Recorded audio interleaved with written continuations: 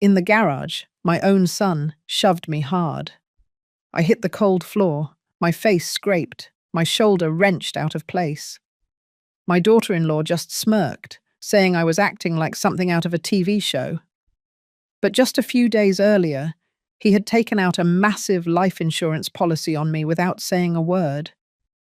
My hands trembled, not from age, but from the cold truth flooding into my chest. I thought I knew what betrayal felt like, but this was different, sharper. If I stayed silent, what else would he take from me before I was gone? The push came out of nowhere. One moment I was stepping into the garage to grab an old box of holiday decorations, and the next, my son's hands were on my shoulders, shoving me so hard my back slammed against the concrete floor. The cold shot straight through my bones. Pain ripped through my arm as my shoulder twisted at an unnatural angle. My face scraped against the rough surface, leaving a sting that burned sharper than the winter air seeping through the open garage door. Before I could even try to sit up, I heard her voice. My daughter-in-law stood a few feet away, leaning against the car like she had all the time in the world. The corners of her mouth curled in a smirk that didn't reach her eyes. She said I was putting on a show, like some actress trying to win an award. That small, mocking laugh cut deeper than the injury. I pressed my good hand to the floor, steadying myself, feeling the tremble in my fingers. It wasn't from weakness. It was from something darker settling into my chest. Only a few days earlier, I had discovered something that still made my stomach tighten. My son had taken out a massive life insurance policy on me. He never mentioned it, never even hinted. I only found out because a letter from the insurance company arrived in my mailbox by mistake. The figure printed inside was so large, it made me sit down at my kitchen table and stare at it for a long time. Back then, I told myself it might be a misunderstanding. Maybe there was a reason. But lying there on the garage floor with my arms screaming and my face raw, I knew better. This wasn't just a bad decision or a paperwork error. This was intentional, calculated. And now, every move he made felt like it was part of something bigger, something I wasn't meant to see until it was too late. I struggled to my feet, refusing to ask for help. My daughter-in-law's eyes followed me, cool and distant, like she was watching a scene she had already memorized. My son turned away, pretending to check something on the workbench, his silence louder than any accusation.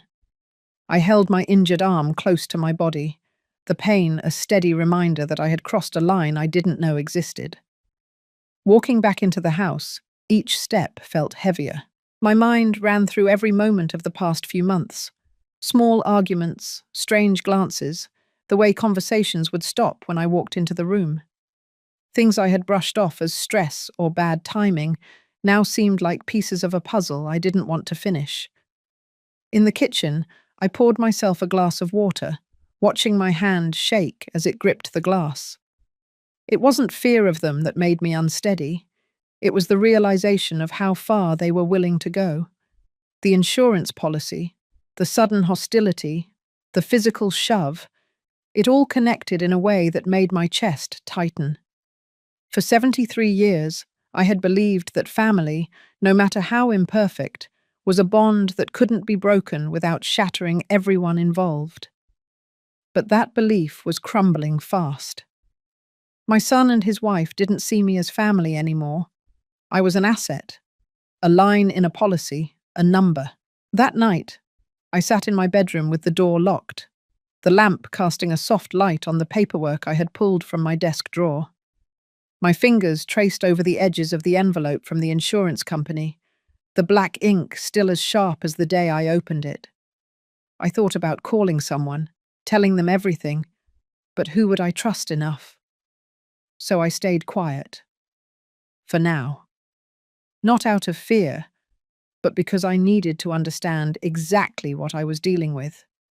I needed to know how deep this went before I made my move. If I had learned anything in my life, it was that you don't show your hand until you know the other player's game.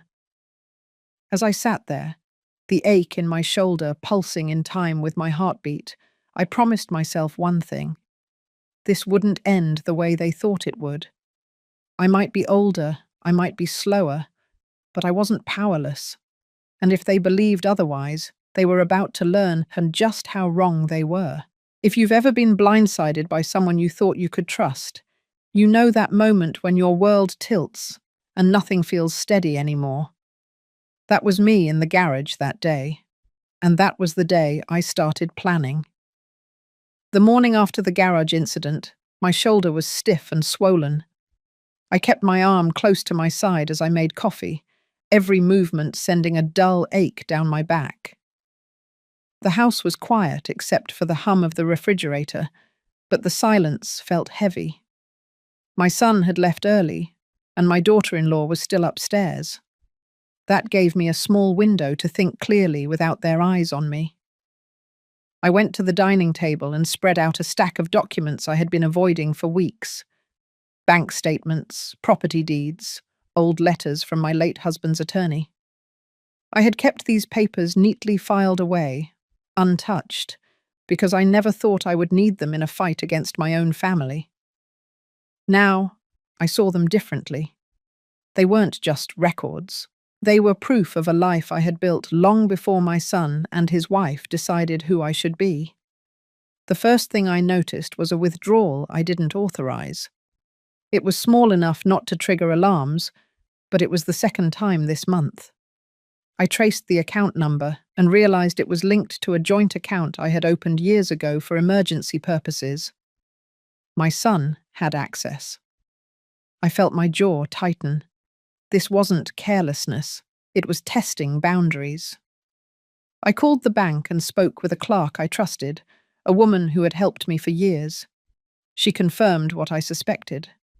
There had been attempts to access other accounts as well, ones with higher balances. The system had flagged the attempts, but hadn't yet blocked them. I told her to freeze every account under my name until I came in person. My voice was steady, but inside I felt a rush of urgency. After hanging up, I sat still for a moment, letting the reality settle.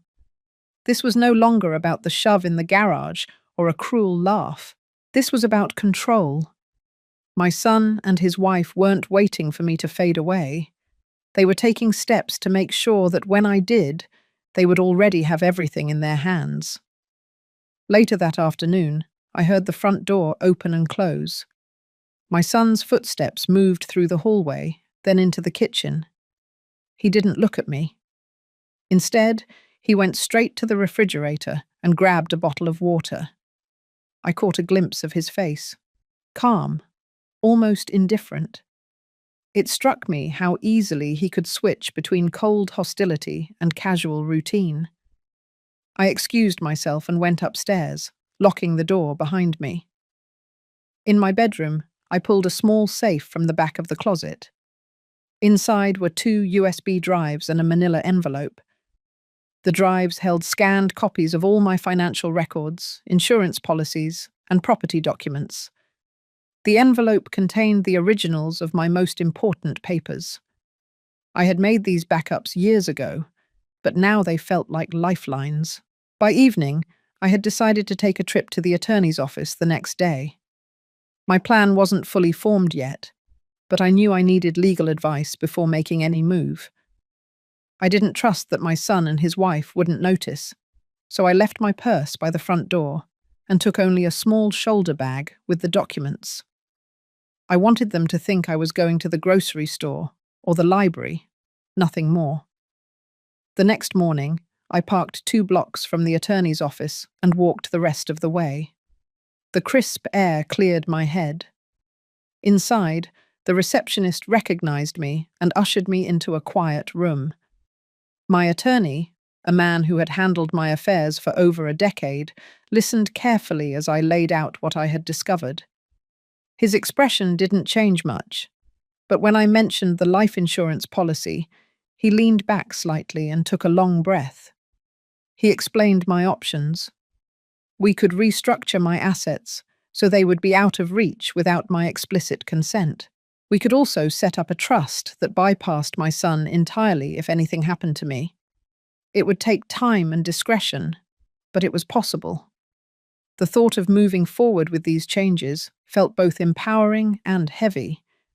I had always wanted my son to inherit something meaningful. Now, I was preparing to keep it from him entirely. When I left the office, I kept the documents in my bag, close to my side. On the walk back to my car, I felt the weight of each step. This was no longer just a family conflict. It was a quiet battle, and I was choosing to fight it without announcing a single move. That night, I made myself a simple dinner and sat at the kitchen table.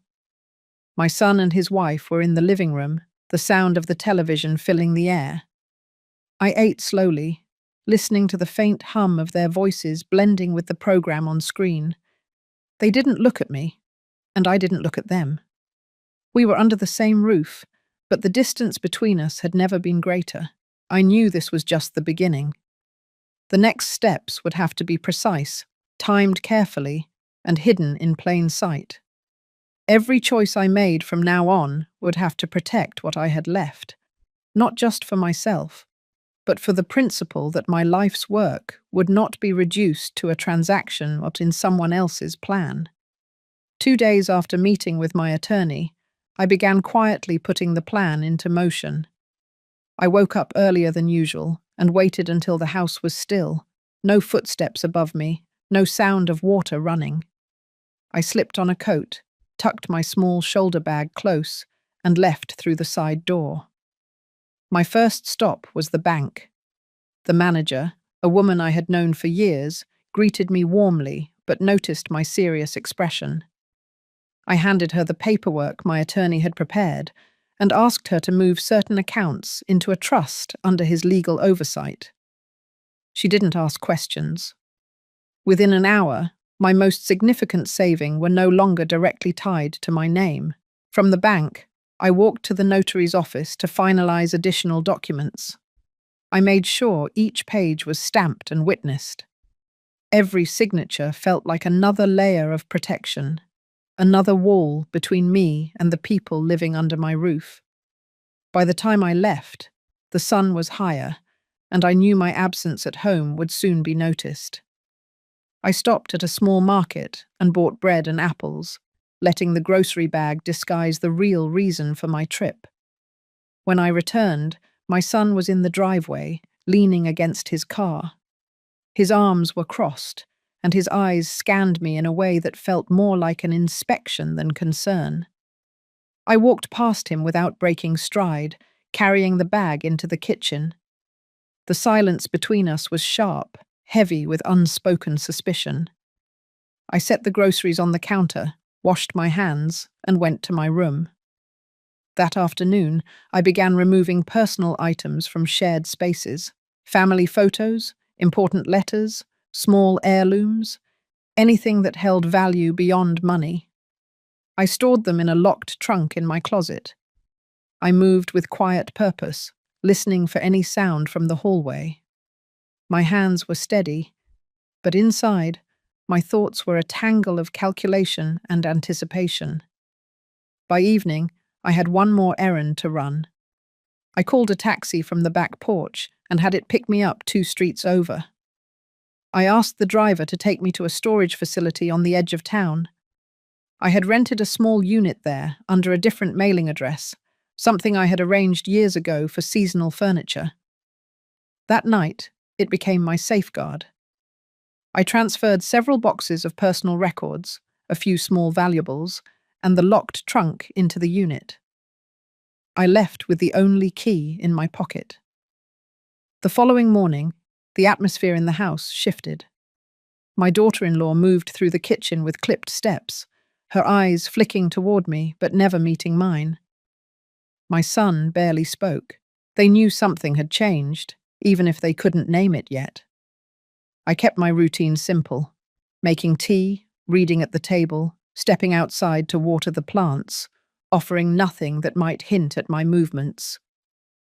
Later that week, A letter arrived addressed to me, but my daughter-in-law brought it into the living room and opened it without hesitation. I watched from the hallway as she unfolded the paper, her brow furrowing. When she noticed me, she held it up with a smirk. It was from the insurance company, confirming adjustments to a policy. I walked in calmly, took the letter from her hand, and folded it without a word. Her eyes followed me as I left the room. That night, I could hear them speaking in low voices behind closed doors. Every so often, the volume rose, and my name slipped through. The walls in this house carried sound too well. I didn't need to hear the whole conversation to know they were recalculating whatever plan they had set in motion. 2 days later, my attorney called to confirm that the trust had been fully activated and my will updated. The new arrangement bypassed my son entirely unless certain conditions were met, conditions I knew he would never fulfill. The rest was directed toward a community foundation I had chosen quietly, an organization that supported women rebuilding their lives after loss. It felt fitting, almost poetic, to turn what they saw as an easy gain into something that would help strangers instead. I didn't celebrate. Instead, I sat at my desk, reviewing each document one last time before locking them away. The fight wasn't over. My son and his wife would sense the change more and more in the days ahead, and they would react. But I had taken the first real step towards securing what they could no longer touch. That evening, as I was washing dishes, my son came into the kitchen. He reached for a glass from the cupboard and filled it with water. His movements were deliberate, his voice casual as he mentioned that he had been reviewing some paperwork from the house. I dried my hands slowly, waiting. He glanced at me, searching for a reaction I didn't give. The silence stretched between us before he finally walked out, leaving the glass half full on the counter. In that moment, I understood the quiet power of restraint. I didn't need to confront him or announce what I had done. My protection was in the layers he couldn't see, the decisions he would only discover when it was too late to undo them. Every step I took from now on would be measured, deliberate, and without warning. The house felt different that night. The tension was still there, but beneath it, I felt a steady current of control returning to me. I had acted without asking for permission, without offering explanation. That was the first time in a long while that I had done something entirely for myself, and it would not be the last. I woke the next morning to the sound of rain tapping against the kitchen window. It was still early, but my mind was already sorting through what needed to be done. The trust was secure, the important documents were locked away, and the most personal belongings were out of the house. Now came the part that required more than just preparation. This was about control. Quiet, deliberate control over what they could be and could not do to me. I began with the utilities. Sitting at my small desk, I called each company, one after another, removing my name from accounts tied to the house. I set final billing dates, transferring what was mine to my new address. It felt almost clinical, but I knew the effect it would have. When they realized the electric bill or water bill was suddenly theirs alone, there would be questions. I did not intend to answer them. From there, I moved to the bank accounts. Some were joint in name only, opened years ago for convenience. Those days were gone. I withdrew the remaining balances, leaving the accounts active but empty. No notes, no warnings, just silence where they expected access. I kept the funds separate, tucked into new accounts in my name only. At a bank across town, they rarely drove past. The rain had slowed by midday, and I decided it was time to check the mailbox. On my way down the driveway, I saw my son standing near the garage, his hands deep in his pockets, eyes on me. He said nothing, and I matched his silence, walking past him without a pause. There was a momentary shift in his posture, a small tightening of his jaw, as though he wanted to speak but decided not to. That was when I realized he might have already noticed the changes. Back inside, I opened the day's mail. Among the usual junk was a letter from the insurance company, addressed to me but clearly opened and resealed. The crease was uneven, and the glue tacky. My stomach knotted. I placed the letter aside without reading it, making a note to request digital-only correspondence. No more paper trails they could intercept. By late afternoon, I was ready for the next step. I contacted my attorney and scheduled a meeting to finalize the secondary will. The main trust would secure the bulk of my estate, but this document would serve as a precise map for smaller assets they might try to claim. Jewelry, family heirlooms, even the antique desk in the living room that had belonged to my grandmother. I wanted no ambiguity. When I arrived at the attorney's office the next day, we went line by line through the list. She asked if I wanted to remove certain beneficiaries entirely. I nodded. There was no reason to leave open doors for people who had shown me nothing but contempt. We also discussed medical directives, an uncomfortable but necessary topic. I was determined to ensure no one who wished me harm would have any say in my care. The drive home felt longer than usual. As I turned into the street, I saw a delivery truck in front of the house. My daughter-in-law stood at the door, signing for a large box. Her face was bright with the kind of satisfaction that comes from spending freely. I parked farther down and waited until the truck pulled away before walking in. She gave me a glance that lingered just a second too long, as though measuring my reaction. I gave her none.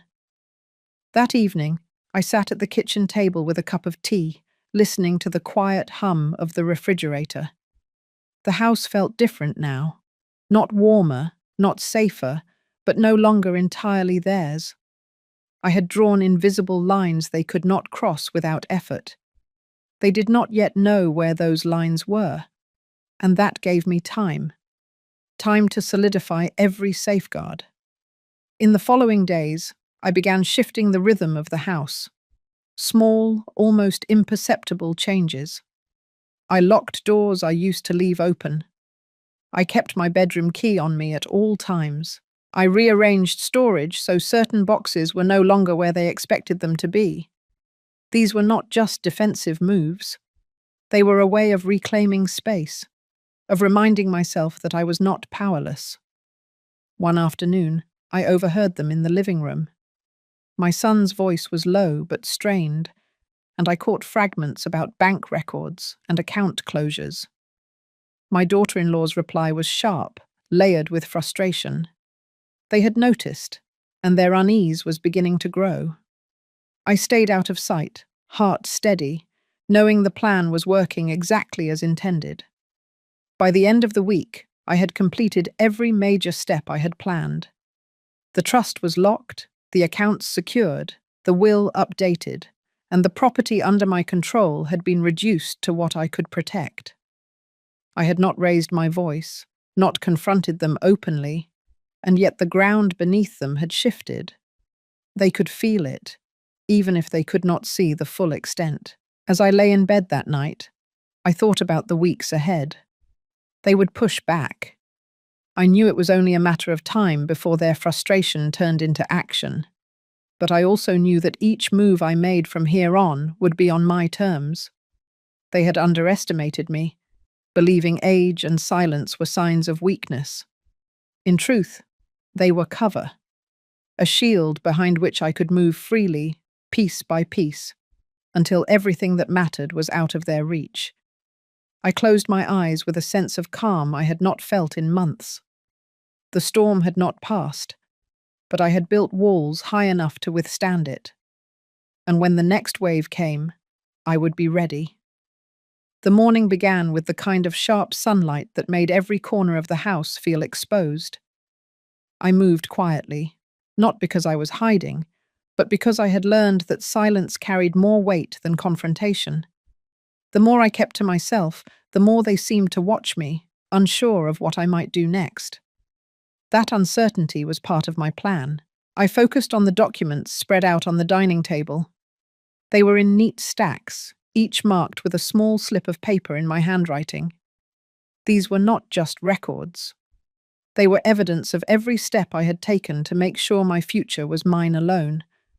Account statements, updated beneficiary forms, property deeds. I kept copies in two separate places, one locked in my desk and another with my attorney. By mid-morning, I was ready to leave for my meeting with a financial advisor I had trusted for years. It had been months since we last spoke, but he understood my way of thinking. The drive into town was quiet, the roads still wet from the night's rain. When I arrived, he welcomed me into his office and we got straight to the point. I told him I wanted to create an additional safety net, something layered beyond the trust and the accounts I had already secured. We discussed options, and I settled on a portfolio that would be entirely separate from my main holdings. It would be harder for anyone to trace, set under a legal structure that required multiple verifications to access. He assured me it could be done quickly, and I left feeling lighter. When I returned home, I found my daughter-in-law in the kitchen, her phone in one hand and a stack of mail in the other. She gave me a smile that did not reach her eyes. I noticed a letter from the bank among the envelopes. Without asking, she slid it into a drawer, as though it belonged there.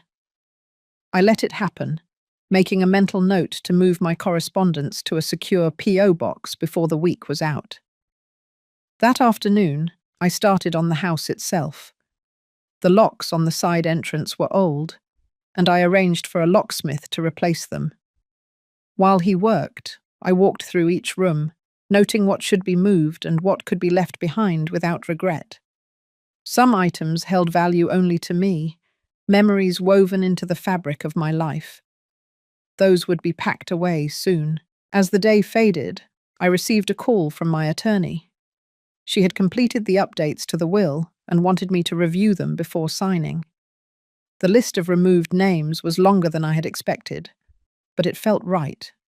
No one who had treated me with cruelty would benefit from what I had built. The next morning brought a change in the air. My son's car was gone when I woke, but my daughter-in-law remained. She lingered in the hallway outside my bedroom for a few seconds too long before moving on. Later, I heard her on the phone in the living room, her voice tight, speaking in quick bursts. I caught fragments about accounts being closed and funds disappearing. I spent the afternoon at the bank, finalizing the transfer of the new portfolio. Everything was in motion now, each piece fitting into place. By the time I returned home, the tension inside the house had grown thicker. They were beginning to realize that whatever grip they thought they had on me was slipping. That evening, I cooked a small dinner for myself and ate it in the sunroom. Through the glass, I could see the faint reflection of my own face. The lines were deeper now, but my eyes were steady. I thought about the months ahead and the certainty that more challenges would come. I did not fear them. Each move I made was calculated, deliberate. Over the next few days, I kept to my rhythm: appointments, quiet walks, small errands. I spoke little, but I observed everything. My daughter-in-law began spending more time in my son's office. The door closed. Once I passed by and heard the clicking of keys, the sound of frustration in her sighs. The final step that week was to secure a safe deposit box at the new bank. Inside it, I placed the most critical documents, the backup copies of every agreement, and a small envelope containing a letter only to be opened if something happened to me. It detailed the truth of what had been done, the choices I had made, and where to find everything they could not touch. By the end of the week, I felt the balance shift. It was subtle, almost invisible, but I could sense it. They no longer looked at me with the same dismissive ease. There was a guardedness now, a flicker of uncertainty every time our paths crossed. They were realizing, perhaps too late, that they had underestimated me. I knew this was not the end. It was only one stage in a longer game. But I also knew that with every quiet, deliberate step, I was reclaiming the ground I had once surrendered. The house might still hold their presence, but my life was no longer in their hands. And that, more than anything, was the kind of freedom they would never be able to take back. The next week began with a steady rain that tapped against the windows before dawn. The sound followed me through the house as I moved from room to room, keeping my steps light, as if the walls themselves were listening. Every detail mattered now, and every choice had to be made with precision. I started with the upstairs storage. Boxes had been stacked there for years, many untouched since before my husband passed. Some held old photographs. Others were filled with papers that would mean nothing to anyone else, but could be dangerous in the wrong hands. I worked slowly, sorting and pulling out anything that should be moved to the safe deposit box. Each item was a reminder that I had lived a full life long before the tension in this house began. By mid-morning, I had 3 sealed containers ready. They were light enough for me to carry, but their contents were worth far more than their weight.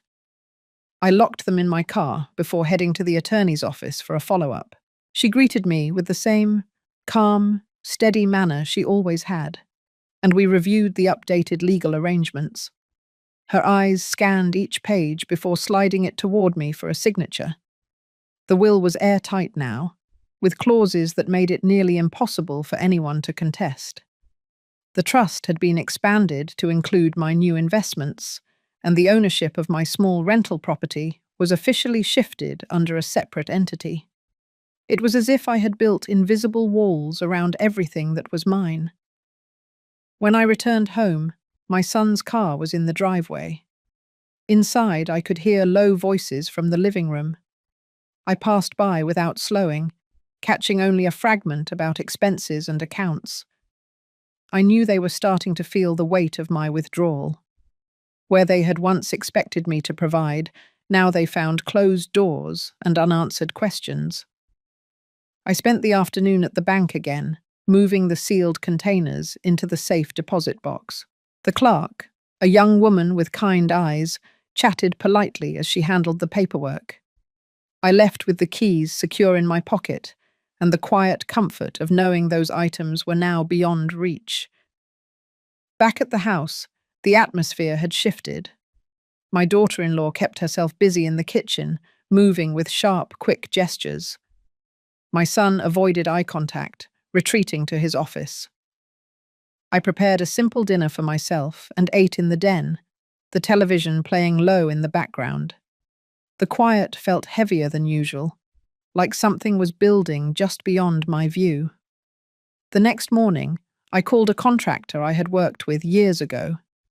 He agreed to come by to inspect the small cottage on the edge of town that I had recently put under my name. The plan was to make it livable within weeks.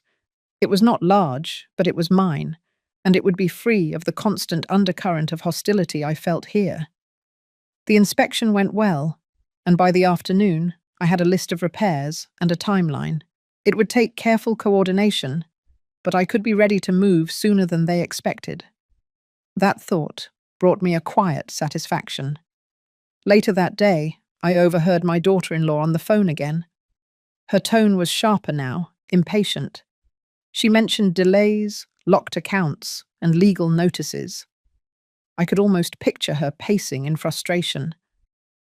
My son's voice joined hers a moment later, lower and steadier, but laced with irritation.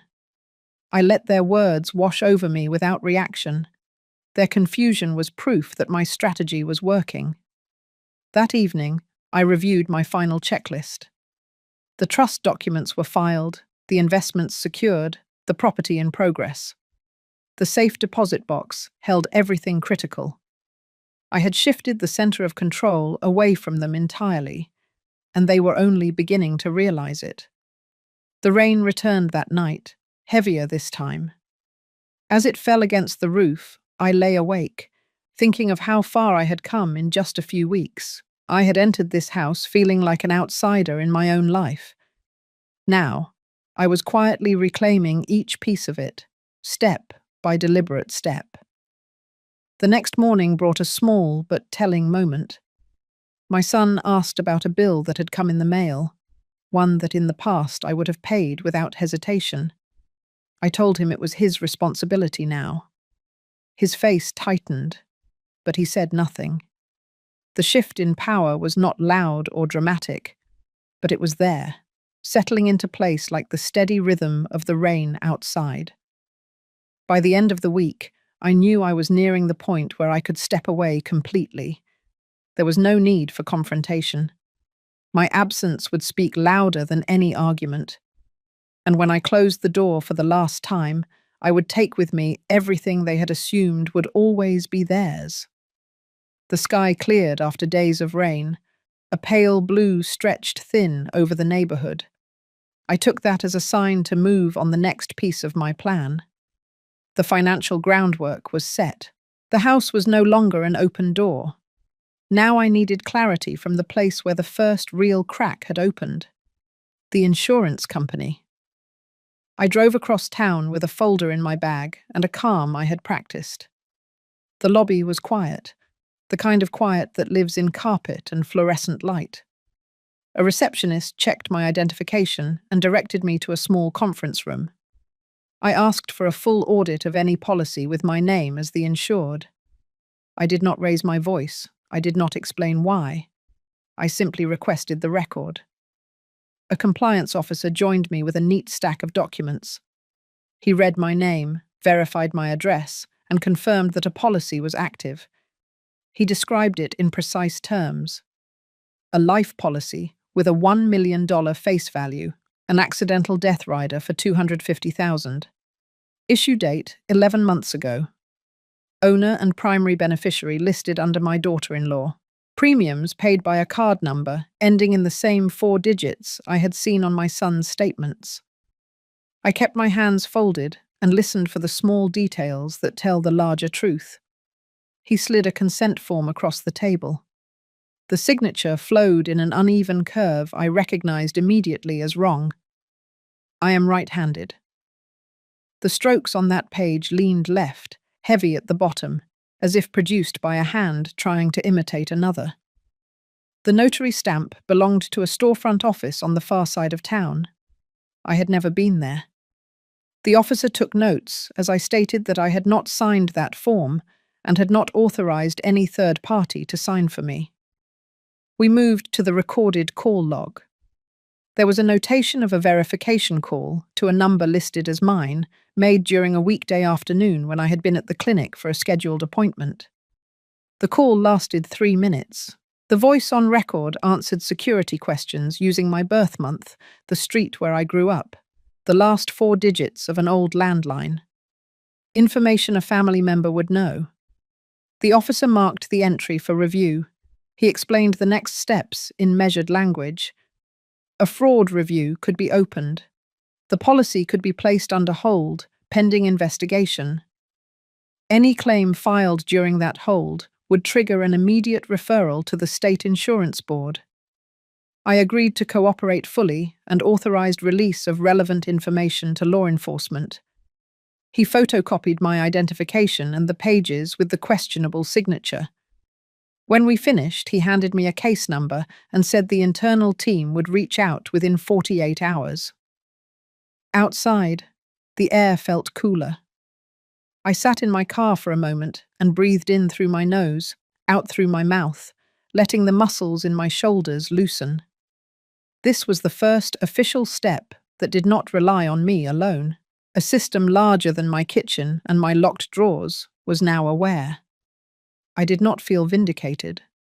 I felt steady. My next stop was the notary address listed under the stamp. It was a narrow office wedged between a payday lender and a cell phone repair shop. The clerk at the counter looked up as I entered and asked what I needed notarized. I asked instead to view the notary log for the date on my consent form. She hesitated, then called to the back. A man came out with a ledger and set it down between us. I scanned the page. My name appeared next to an entry that included a misspelled version of my street. The signature of the notary matched the stamp on my form. The identification used was listed as a state ID card. I do not own one. I carry a driver license. The clerk watched me as I copied the line into my notebook. I thanked them and left without comment. On the sidewalk, I called my attorney and relayed what I had found. She told me to head to her office and to bring the notes. When I arrived, we organized the pieces. Policy summary, forged consent, notary log discrepancy, recorded call at a time I could document elsewhere. She drafted a formal complaint to the state insurance regulator and prepared a packet for the local district attorney. She recommended contacting a detective she had worked with in prior fraud cases. I agreed. By late afternoon, I sat in a small office at the precinct across from a detective with a calm voice and a careful pen. She listened as I outlined the timeline, starting with the shove in the garage and ending with the conference room that morning. She did not interrupt. When I finished, she asked for copies of the bank alerts and any correspondence that had gone missing or arrived opened. I provided what I had and signed the consent forms required for the department to request records from the insurer. She said they would begin by confirming the notary entry and pulling any surveillance from the office on the date listed in the ledger. Driving home, I noticed my hands had stopped trembling.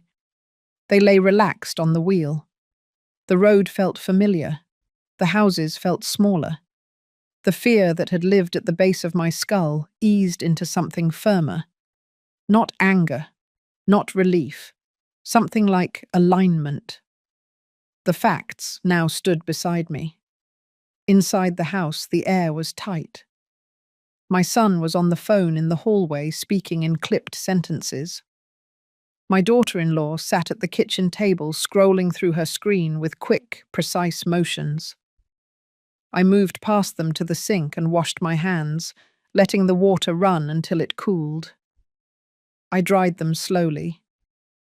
I sensed their attention shift, then slide away when I offered nothing to catch it. That evening, I organized a copy set of everything created that day and placed it in the safe deposit box on my way to the grocery store. On the return trip, I drove by the small cottage and parked for a minute with the engine off. The roofline was plain. The yard needed trimming. It looked exactly like a place where a person could begin again without anyone else's permission. Back at home, I made a simple meal and cleaned the kitchen before heading to my room. I sat at my desk and wrote the date at the top of a page. Then I listed each milestone from the morning. Policy hold initiated, forged consent documented, notary irregularity logged, law enforcement notified. For months, my days had been defined by quiet retreat. Today, something new had entered the story, a line none of them had drawn. I slipped the page into a folder and turned off the lamp. The house settled around me with its usual creaks and sighs. Outside, the last light faded over the street. I lay down with a steady breath and let the stillness cover me. The next move would not be loud. It did not need to be. The truth was now in motion, and I had no intention of stepping out of its way. The cold arrived fast that week, the kind that slicks the porch before sunrise and turns every step into a calculation. By late afternoon, the forecast called for a hard freeze. I noted the hour and the temperature on the page where I kept my timeline, then set the notebook on my dresser. The detective had asked me to keep my routine steady. No sudden changes, no nervous pacing, no doors slammed. If they moved tonight, the house needed to look familiar. Near dusk, I watered the plants in the sunroom and left the back porch light on. From the street, the house would read as it always did. A soft lamp in the den, the television volume low, a plate drying on the rack by the sink. Inside, small adjustments waited like quiet anchors. The phone by my bed fully charged. the spare key removed from the hook near the door, the path from my room to the kitchen cleared of any rug that might slide underfoot. I had learned the hard way how easily a fall can be staged. At 7, my sister called from her car outside the neighborhood. She kept her voice even. The detective and her team were in place. An unmarked car at the corner, another one 2 streets over. The neighbor with the doorbell camera had already tested his motion alert and confirmed the angle on my driveway. If movement happened near the garage, the lens would see it. I moved through the next hour as if it were any other evening. I pulled a blanket over my knees in the den and sipped tea that I made myself from a bag I opened. My son came in from the cold and stood at the threshold long enough to let the air bite my ankles. He walked to the kitchen without a word. My daughter-in-law followed later, shoes leaving a neat line of water at the back door. I heard cabinets open, a glass set on the counter, the faint snap of a bottle cap. I kept my eyes on the screen and let the scene play behind me. The detective had told me that the most dangerous moment comes when a plan meets a deadline. Pressure gathers, mistakes multiply, and the pattern shows itself. By 8:30, my son's steps had changed. No wandering, no pauses, straight lines from the garage to the kitchen and back again. My daughter-in-law moved in half circles, touching the counter, the car keys, the hall table. She spoke in low bursts that carried only rhythm, not words. They were aligning pieces and checking for small snags. I stood and stretched as if I needed the bathroom, then took the route the detective and I had walked earlier. The hallway light stayed on. My door stayed slightly open. When I reached my room, I sat on the edge of the bed and listened. The garage door groaned up, then down. The heater kicked on and pushed warm air through the vent at my feet. Somewhere near the sink, water ran for a few seconds and stopped. I counted to 60 and picked up the phone. My sister answered on the first ring. She said she was calling to confirm the food pantry schedule for the morning. Her real message was simpler. The unit at the corner had eyes on the driveway. The team across from the alley had a clear view of the garage door. At 9, a knock sounded at the side entrance off the mudroom. Not loud, not meant for me. A voice I did not recognize carried a few consonants and then fell away. The door opened and clicked shut. A set of footsteps that did not belong to my family crossed the tile, careful and quick. The detective had warned me about outside help. A driver to move a car at the right moment. A lookout to text a signal. A fixer who knows how to angle a story once the damage is done. I waited another full minute, then walked back toward the kitchen, letting my footsteps land where they usually did. My daughter-in-law had her back to me. On the counter beside her, a glass of water sat closer to the edge than I would ever place it. My son stood in the garage doorway with his hand on the frame, as if he were holding up the house. I could smell the cold coming through the open crack. I could also smell a faint sweetness rising off the glass. Not mint, not citrus. It was the same trace I remembered from the night my shoulder gave way. I passed the glass without touching it and rinsed my mug in the sink. The garbage disposal hummed. The back porch light painted a rectangle on the floor. My daughter-in-law moved her hand toward the glass and then away again. My sister called at that exact moment and spoke clearly through the speaker about a church list she needed to confirm. Her voice reached every corner of the kitchen. My son looked at the phone and then at the garage. A tilt in his body told me the timing had shifted inside his head. Outside, a car door eased shut. The neighbor's camera would have caught that. Inside, the third set of footsteps returned from the mudroom and stopped just short of the doorway. I could feel a tension stack up behind me like air before a storm. Movement slowed, then narrowed to a point. This is the moment that leaves marks whether or not it finishes the way it was drawn. I set the mug to dry, wiped my hands on a towel, and stepped to the side, out of the narrow corridor between the island and the doorway.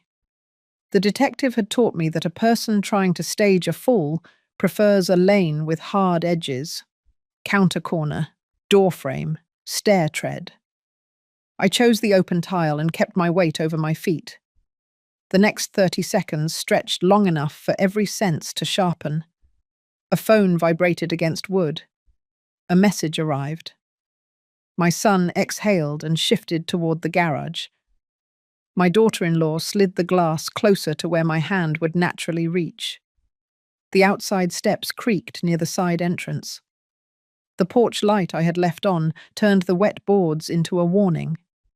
From the street, tires crunched over ice and stopped. The sound was soft but final. I saw my daughter-in-law's eyes flick toward the window, then back to the glass. My son took one step, then another, tightening the space between us to a distance I recognized from the night in the garage. I held still and let the silence expand. In that silence, I heard the answer to a line I had been writing for months. They were ready. So was I. A knock came from the front door, not the side entrance, not the casual tap of a neighbor. 3 firm, even strikes that carried through the hallway into the kitchen. My son froze in place. The third set of footsteps retreated fast. My daughter-in-law's hand closed over the glass and moved it back from the edge as if it had never been there. I stepped away from the center of the room and walked toward the den with the pace of a woman who hears nothing unusual. Down the hall, voices identified themselves in steady tones that carried authority and patience. The house shifted the way a house does when a storm reaches it and then pauses. I stood in the doorway of the den and watched the porch light lay its white square on the floor. The night outside held its breath. Inside, the plan that had been tightening for weeks loosened by a single degree. The next move had arrived, and it did not belong to them anymore. By the time the evening arrived, the air in the house felt dense, heavy with something unspoken. The long dining table had been set, the silverware polished until it caught the soft light overhead.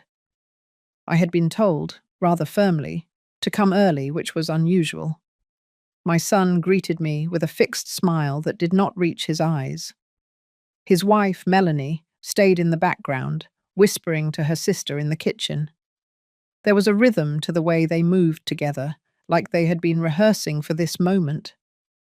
Guests began to arrive. Some were family, some were business acquaintances of my son. He played the role of gracious host, shaking hands and laughing loudly. I noticed how he avoided standing too close to me, making sure our conversations stayed brief and polite. The undercurrent was unmistakable. Something was building. My instincts told me I would not like what was coming. The first part of the evening went smoothly on the surface. Glasses clinked, small talk filled the air, and the roast in the oven gave off a rich aroma. But I caught Melanie glancing at me several times, her mouth curving into a faint, knowing smirk before she turned away. At one point, her sister brought me a plate and remarked, with a sweetness that felt like vinegar, that I should enjoy this dinner while I still could. It was an odd comment, and I filed it away quietly. When the main course was served, my son stood at the head of the table. He cleared his throat, drawing the room's attention. He began with a short speech about family, about transitions, about the importance of making decisions for the future. The words were polished, the kind you might hear at a corporate meeting. Then his tone shifted, firm and deliberate. He spoke of changes in the family structure, about responsibilities being passed to those who were better positioned to handle them. It was then that he said my name, announcing in front of everyone that I would no longer be part of certain family holdings or decisions. He framed it as a natural progression, one that would allow me to rest and enjoy my later years without burdens. The phrasing was gentle, but the meaning was not. In one breath, He was publicly cutting me off from influence and control over what I had built and protected for decades. The room was silent, except for the clinking of a fork against a plate. I kept my face still, my posture straight. I would not give him or Melanie the satisfaction of seeing me falter.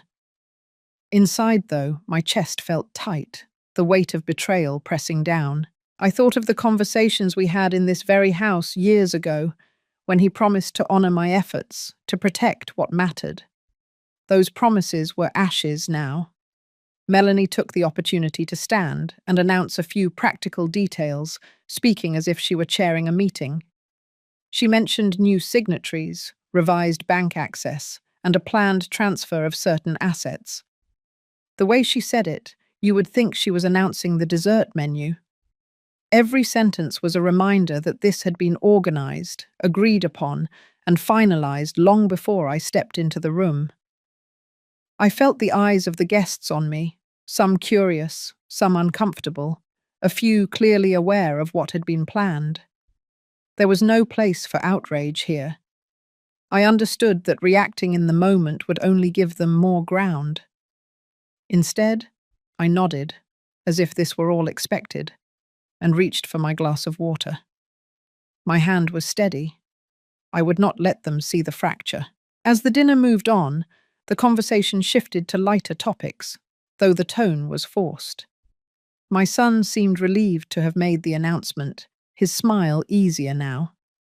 Melanie kept a close watch on me, likely hoping for a slip, a comment, anything that could be used against me later. She got nothing. I spoke only when spoken to, offering brief, polite replies. When the evening ended, I thanked the guests near me, took my coat, and walked to the door without waiting for either of them to say goodbye. Outside, the night air was cool, the kind that sharpens your thoughts. I stood for a moment, listening to the muffled laughter from inside. They thought this was the end of my influence. They believed they had taken the final piece from me. But what they did not know, and what I had no intention of revealing yet, was that I had already prepared my own set of documents. Quietly, carefully, over the past months, I had secured the core of what truly mattered to me, moving it beyond their reach. They had staged their public victory tonight, but it was built on a foundation of assumptions, and assumptions can crumble. I walked to my car, my steps measured, my mind already working. This dinner had not been a defeat. It had been confirmation. Now I knew exactly where the lines were drawn, and I intended to hold my ground without them ever seeing the strike coming. Their stage-managed announcement was just the opening act. Mine would come later, and it would leave no room for them to rewrite the ending. The morning after the dinner, I woke with a clarity I had not felt in months. There was no fog of doubt left, no wondering about intentions. They had shown me exactly what they were capable of, and in that certainty, there was power. The house was quiet, the only sound the faint hum of the heater. I sat at the kitchen table with a cup of coffee, letting my thoughts take shape into action.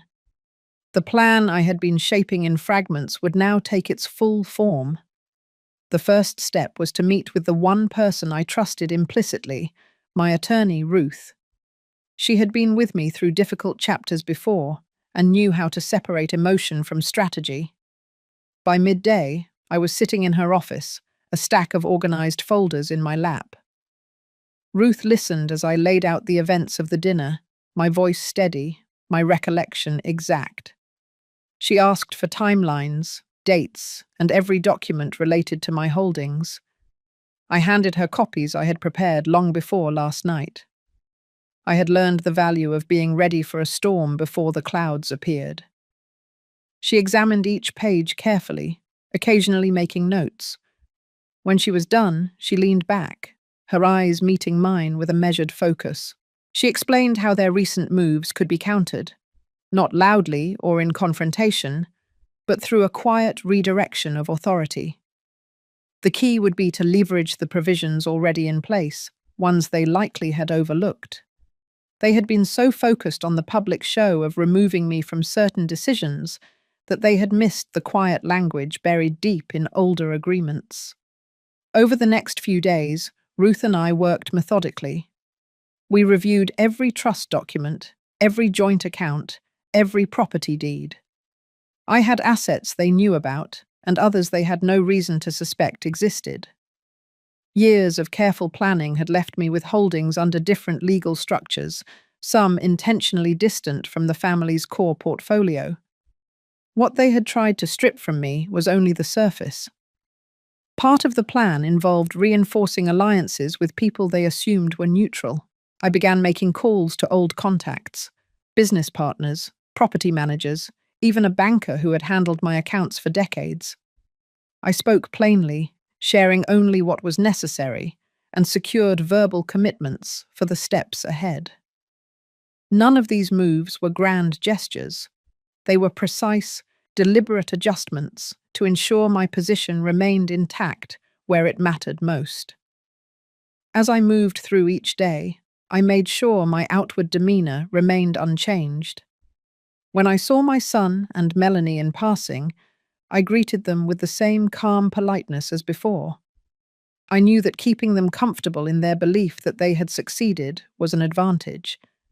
The more secure they felt, the less they would look for what I was doing behind the scenes. One evening, I attended a charity event I had supported for years. Several influential people were there, including a member of the board from a foundation my family had ties with. In casual conversation, I hinted at shifting my contributions in a new direction, toward initiatives I could personally oversee. The message was subtle, but clear to those who understood the dynamics. My resources were being repositioned under my own guidance, outside of my son's reach. The more I moved, the more I realized how much of my strength came from simply not reacting on their terms. They had set the stage for a public removal, expecting me to fight in the open where they could control the narrative. Instead, I had chosen the quieter route, reshaping the structure they thought they controlled, without giving them a single dramatic scene to exploit. By the end of the week, Ruth had finalized the key legal adjustments. Certain accounts had new beneficiaries, property titles were reaffirmed under my sole name, and trust provisions had been clarified to prevent unauthorized access. Each change was executed cleanly, leaving no trace for them to interpret as an act of retaliation. It was, on the surface, nothing more than prudent financial housekeeping. When all the steps were in place, I felt a calm settle over me. I had not stopped what they did at the dinner table, but I had made it irrelevant. They could have their symbolic victory, their announcement, their applause from the guests.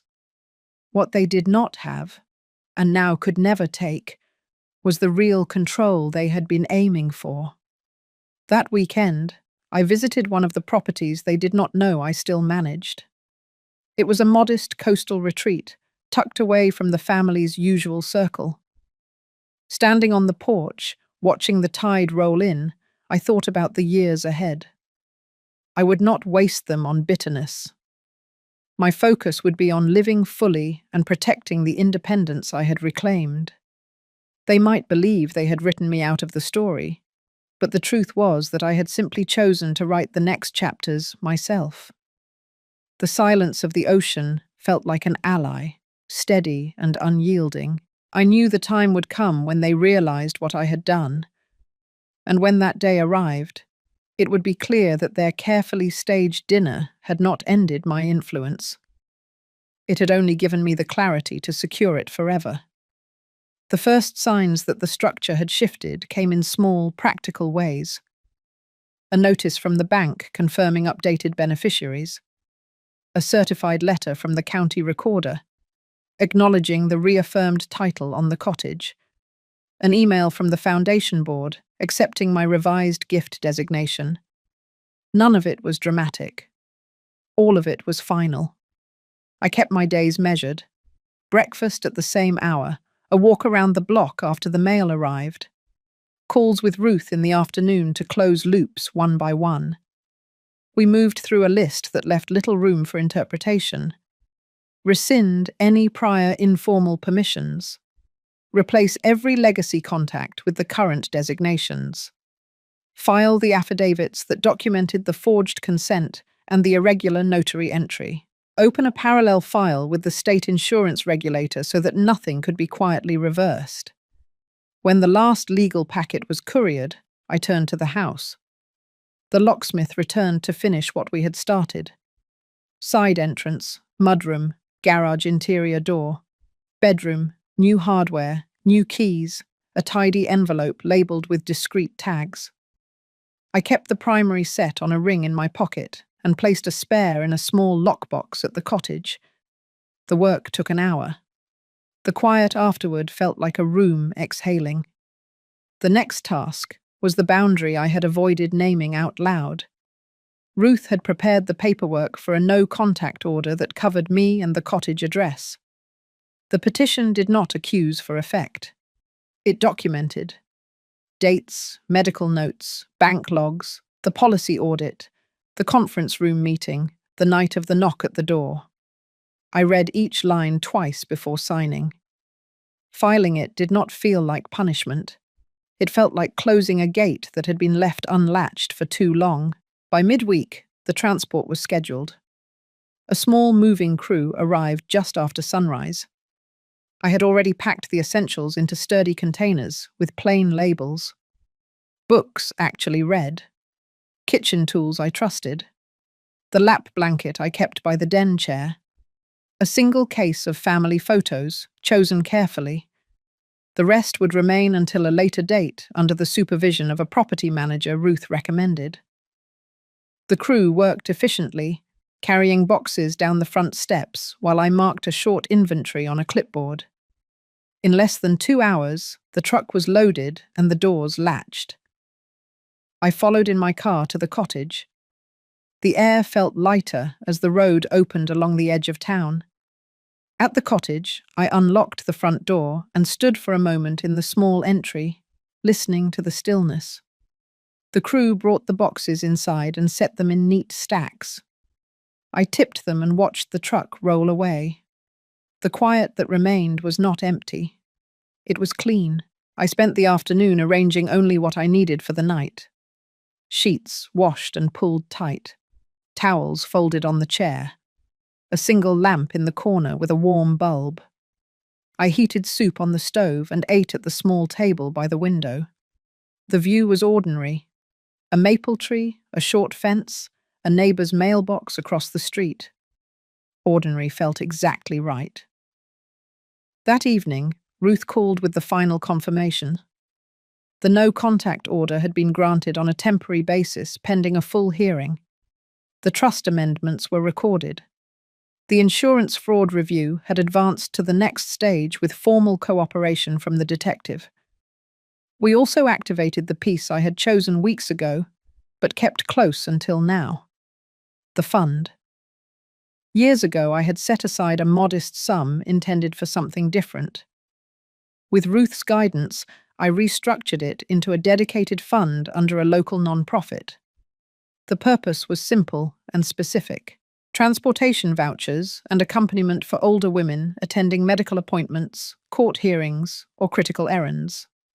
The seed amount was $100,000 with a plan for replenishment through a percentage of rental income from the cottage once repairs on the back unit were finished.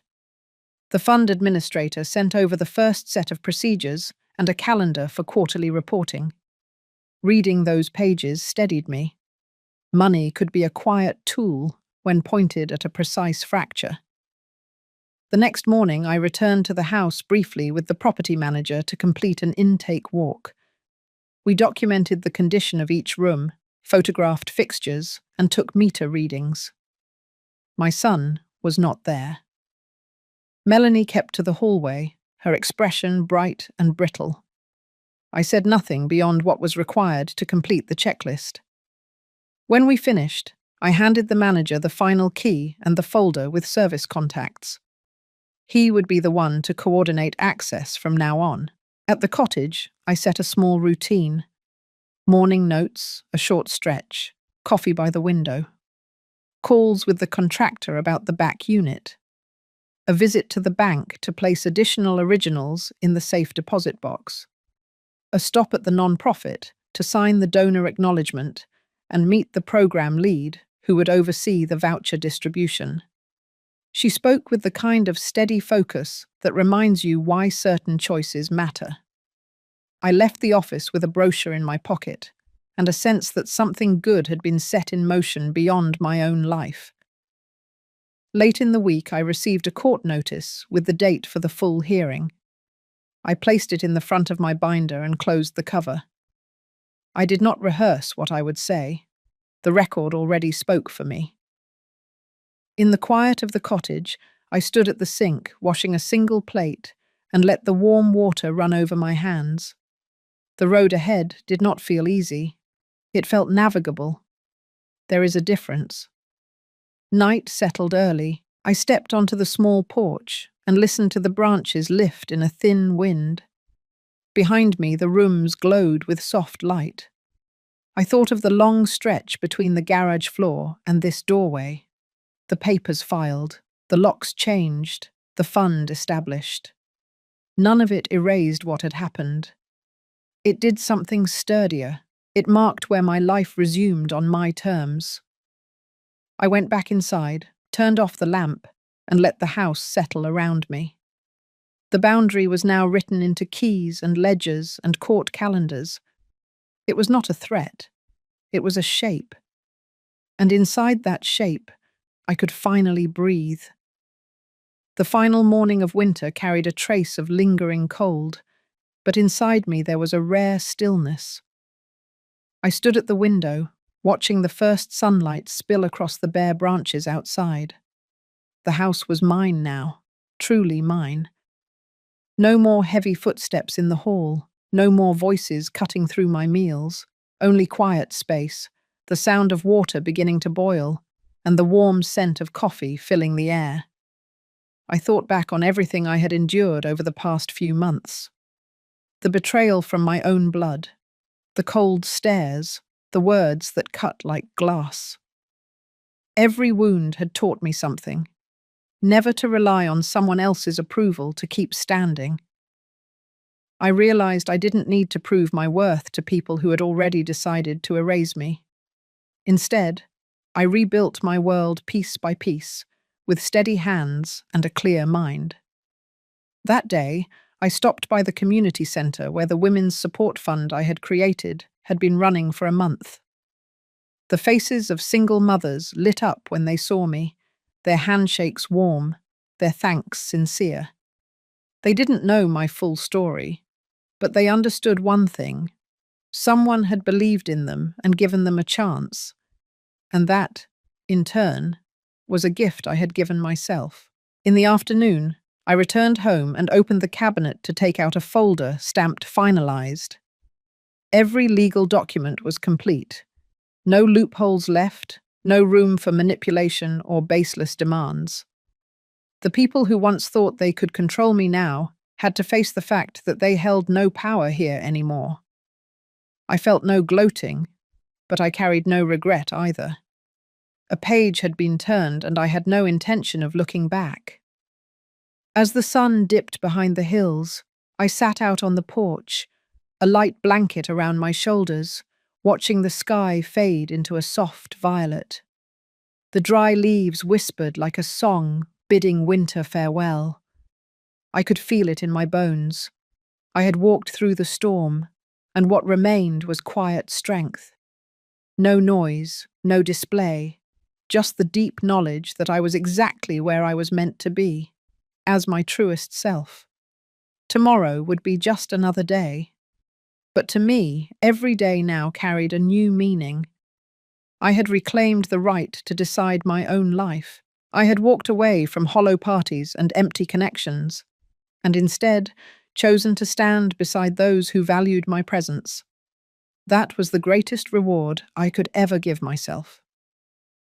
This story isn't just about loss or legal wins. It's about taking back the right to live life on your own terms, one choice at a time. I believe we all carry a kind of strength we don't see until life forces us to find it. Have you ever had a moment when you realized you were far stronger than you thought? If this story stirred that feeling in you, share it with others, so we can remind each other that even after the hardest storms, there is always a way forward. Strength is quiet, but it changes everything.